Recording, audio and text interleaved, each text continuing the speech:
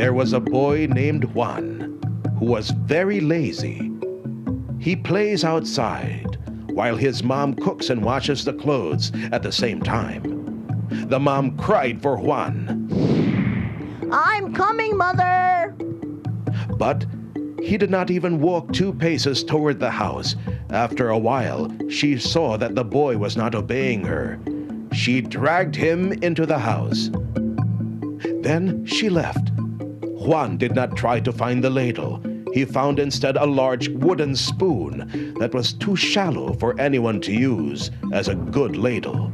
This will have to do. So he played again until his mother came home, and then he gave her the spoon.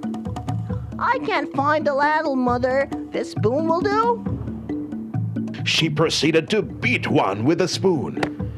Juan became so frightened that he ran out of the house.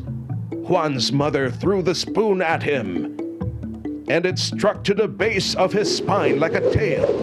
Then, instead of running any further, Juan swiftly climbed a tree to escape his mother's fury.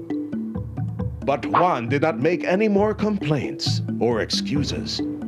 Only harsh chirping sounds came from his throat.